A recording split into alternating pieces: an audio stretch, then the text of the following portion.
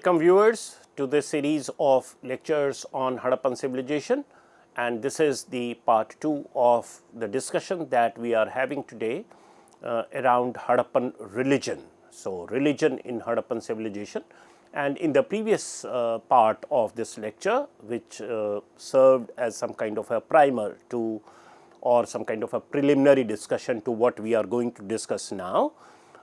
We spoke of the timeline of Harappan civilization, we spoke of the absence of literary sources, which should have been the ideal source on the basis of which Harappan religion and religiosity can be understood. However, in the absence of that, historians have to resort to making inferences related to archaeological correlates of practices that appear to be ritualistic, that appear to be associated with, say, life, death, or some larger philosophical probes about human existence and so forth. So, in that connection, we spoke of the possible archaeological correlates of those rituals, which should be repeated, which should be formulaic, which should be of the nature that commands human attention. So, they become the candidates in terms of sources for reconstructing the Harappan religion and religiosity. Obviously, given the way, given the paucity of sources, particularly literary sources, these assertions are at best only impressionistic. And that is what we discussed in the last lecture, and what we are going to discuss now is a follow-up to that. Also, we spoke of the tendency to anachronistically foist some of the practices with which we are more familiar with in terms of religion and religiosity subsequent to Harappan times, say in the Vedic times, say in the Puranic period, say subsequently. And in that connection, we did also discuss that there has been this tendency amongst historians to foist those usage or those functions over the material remains that we have in Harappa, or some kind of a faint similarity that is shown. And we did discuss the case of Ganesha and elephant, and associating them with Lord Ganesh, who becomes mainstream god, or who becomes prominent god only subsequently in Indian history. So, these are some of the tendencies that one has to guard against if we have to make a very robust sense of Harappan religion and religiosity. One has to understand, as you can see on your slide, that the face of Hinduism that you and I are familiar with today has evolved as a result of amalgamation of different strands at different points of time in history. It has assimilated quite a few practices that hadn't been there ever since. So, you have different gods, goddesses, sacred symbols, etc., or religious practices, say of tirth, of pilgrimage, of sacrifice, or some say meditative search for everything divine, or something related to knowledge. So, all these aspects that Hinduism stands for today, all these varieties that it encapsulates today, Hinduism, this evolved over a period of time. Right, and at different points of time, practices of different regions of the subcontinent also got a place, and Purana, the textual source of Purana, is best evidence of this.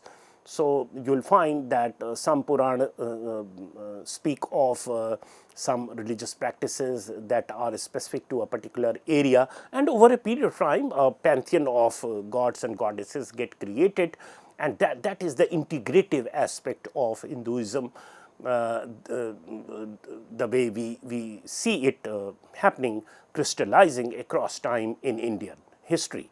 So, having been aware of the process through which Hinduism as a set of diverse practices and notions. Of course, there is unilinearity to it, because the connection with Vedic gods and Vedic practices and Vedic philosophy is always maintained. So, there is that very strong streak of continuity there as well, even in philosophical terms.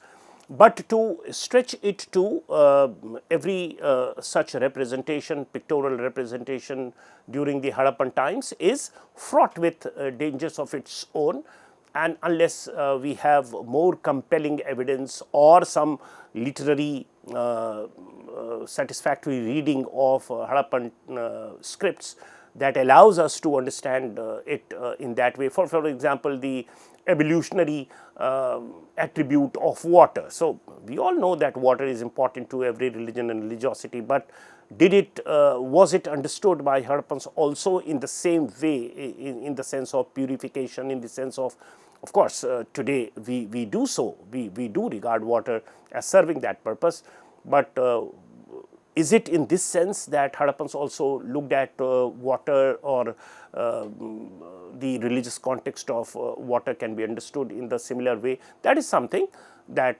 still has to be established, and so forth. So, now coming to the specifics of religion and religiosity in Harappan times, having discussed the preliminaries and the riders and some theoretical postulates, let's come straight to the archaeological evidence that we have for that. So, in southwestern area of Mohenjo-daro, the city, there exists a house which is somewhat atypical. So, it is not it doesn't look like an ordinary house. There is something special about it. So, the size of the house is average, however, it has double entrance. Now, these are specific to this particular house.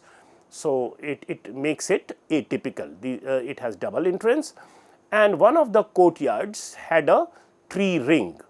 So, there is a brick circle, and this is something that we find in most of the village houses. Even today in the courtyard there is a brick circle, and usually it is tulsi tree that or tulsi plant or some other plant of some sacred value that we plant there.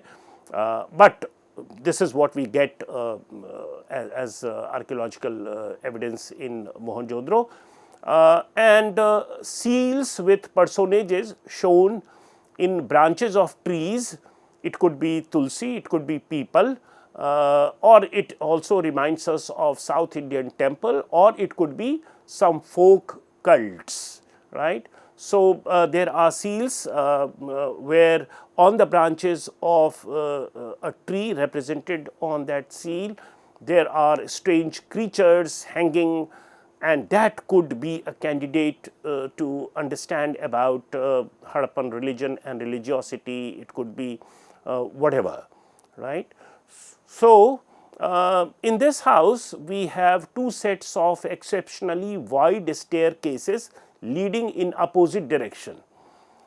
Now, again you can say that, well, steps in a house is okay, is normal, but if the steps are very wide, if the staircases are very wide, well, it could have been a social building. It could have been a building serving the purpose of not only the residence of a particular household, but it could be serving a wider purpose. And these staircases are leading in opposite direction, which is somewhat strange. I mean, you do not expect such extravagant spaces to reach to the rooftop in individual houses. So, it could be a house with some exceptional value, and therefore, could be imbued with some religion and religiosity in terms of its usage.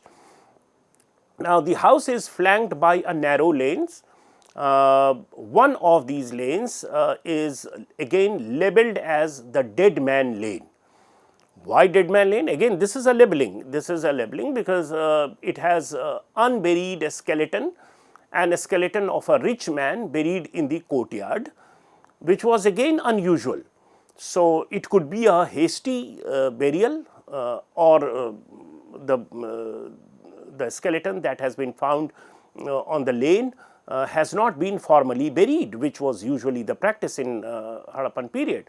So, maybe there is some there could have been some incident of some fight or some skirmishes leading to sudden death, or maybe flight of people from there or whatever. So, that we do not know what is the political, social or religious context to it, but what we get is something which indicates towards hasty burial in a house which is little strange, which is not typical, and so forth.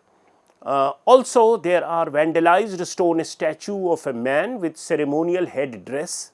Now, this head dress is something which is similar to the javelin throwing men depicted on some of the Harappan seals. So, there is some semblance of similarity in the depiction of this person in stone, which has been vandalized. Again, this could be a reminder of some skirmish, some small scale violence, war or whatever. So, it has to be made sense of. It could even have some religious value, or maybe people with not so similar faith coming into contact with each other, leading to this kind of a situation, vandalization, right. Almost all these stone statues of humans have come from Mohenjo-daro, except one at Dholavira. This is again important, that so far as the stone statues of humans are concerned. Now, why these things are important? Because subsequently, say in Islam, human statues are forbidden. So, depiction of humans in the form of sculpture is something which is prohibited by Islamic religion. But in Mohenjo-daro, we have stone statues of humans, and in one house, as we discussed, it is vandalized. Of course, Islam came much later, but maybe that there are people with differing faiths leading to this kind of a situation, vandalization or whatever. So, these are open-ended questions that Harappan evidence throws at us. Also, these statues probably are from a later layer, because if you stratify the findings of Harappan artifacts or Harappan items, say even from Mohenjo-daro, usually these statues come from the upper layers. So, it is the more recent phase of Harappa that we are talking of, right, not the earlier phase. Also, all the dozen or so statues are deliberately smashed. So, it is not accidental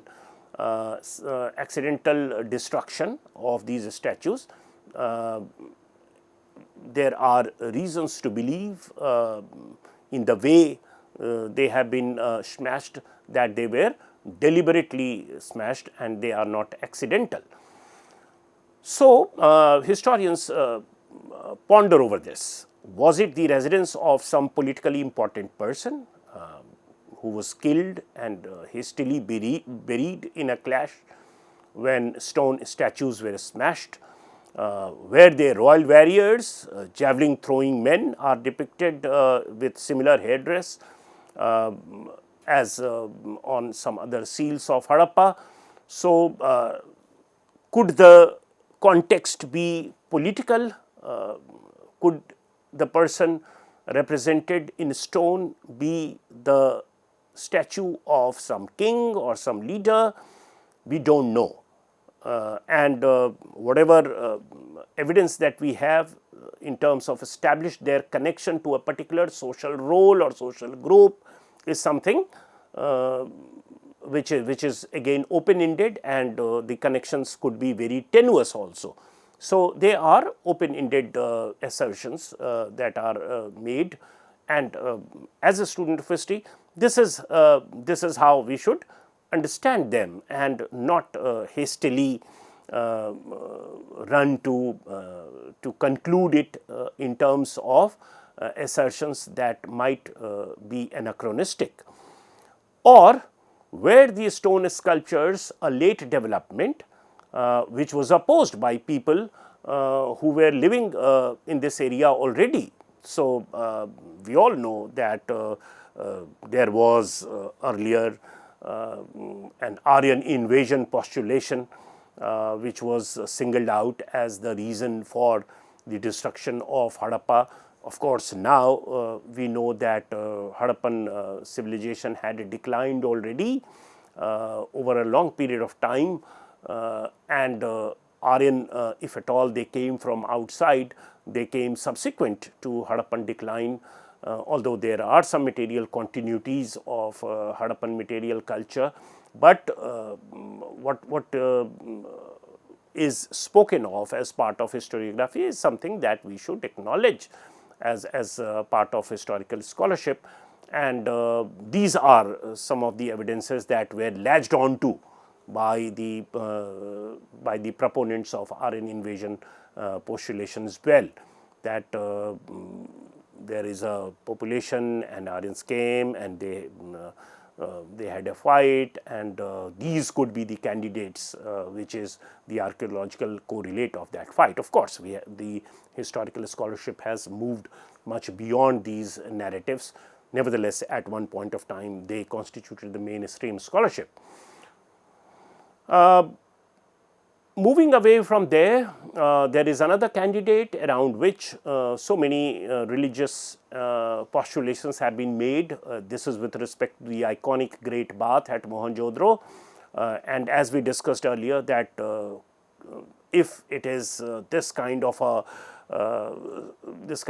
public architecture, given its dimension, given the finesse with which it has been made, so did water or public bath constituted some evolutionary role? Subsequently in Vedic Hinduism and even subsequently down to the present times, it does, right. We have recently seen Mahakumbh and people thronging to the place in order to wash away their sins and so forth. So, there is that thought process very much there with relation to public bathing and so forth, but did Harappans also subscribe to this? We do not know, although there are strong Vedic connections that can be made with respect to this particular function of the Great Bath. So, moving beyond this, we have the public rituals or the archaeological remains that are symptomatic of public rituals. So, fire rituals in the southern part of Kalibangan's citadel area, what we discussed as fire altars. Now, they are like Havan kunds in a particular shape, which is so ubiquitous, which is so ubiquitously described in Vedic literature. Was similar kind of practice there during the Harappan period as well, or did such structures or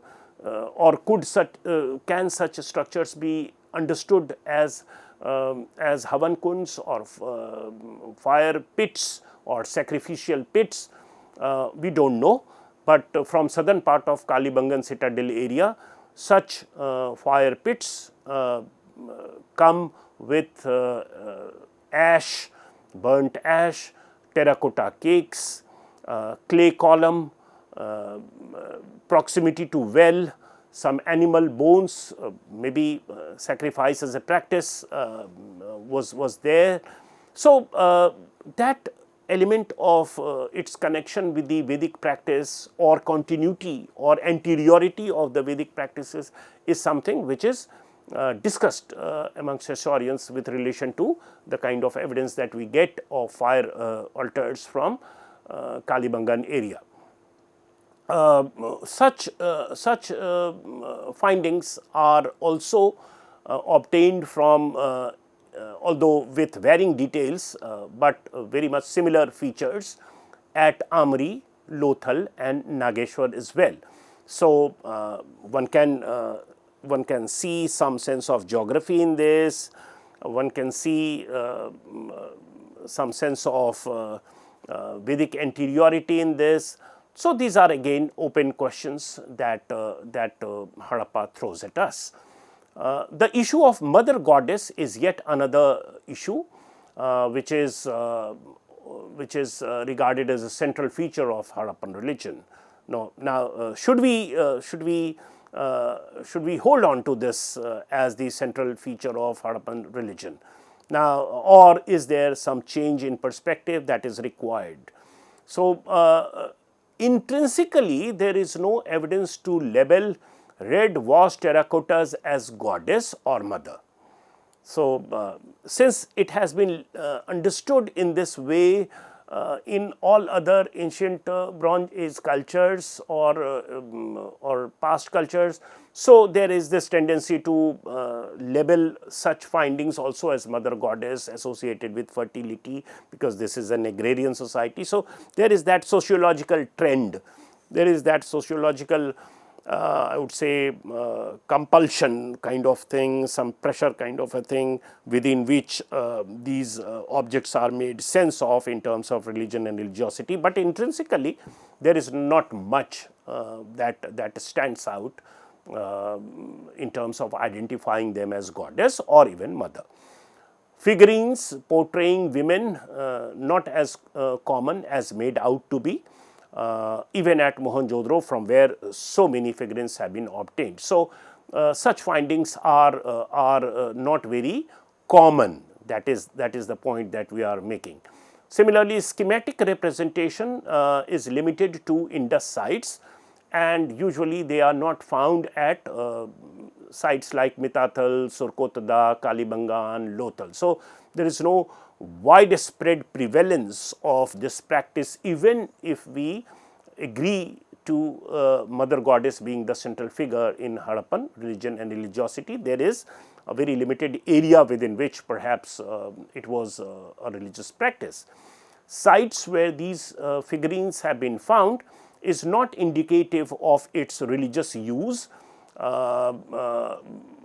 So, it is usually not found near road junctions or trees or wells, which we discussed in earlier part of our discussion, that these spatial context is very important in interpreting a particular archaeological item as having performed some religious function, or the religious context of this is made sense of only in terms of its location. The locational specificity does not always warrant such findings to be understood as mother goddess. So, maybe that such terracotta figurines might have been performing non-votive functions. So, it could be a candidate for things, it could be entertainment, it could be toy, it could be whatever, but maybe that necessarily it is not only in religious context that we should be making sense of such findings, what we otherwise understand as mother goddess. So, that's yet another point that we wanted to make. Now, animals in religion is something that is a very central issue, and our understanding of religion, our depiction and symbolism associated with religion also makes good use of animals, either as in association with particular gods and goddesses or even otherwise. So, wild and powerful creatures, for example, unicorn, elephant, rhino, gharial, antelope, tiger, had a role to play in symbolism rather than the domesticated animals. So, for symbolic purposes, it is the powerful creatures, as we just outlined and enumerated, they are chosen to represent them and not the usual animals. Further, the economic importance was not correlated in any simple manner with mythological and cultic significance. So, this is yet another fallacy with which we tend to otherwise live, that if a particular animal replica or some representation is found, then we tend to believe that that animal is so central to their mundane life and so forth. That might not be the case. I mean, it might be performing only symbolic function in terms of religion and religiosity. So, it is not only that economically the most important animal is usually the most preponderant in archaeological findings. So, unicorn is not depicted in a clay or faience or folk art.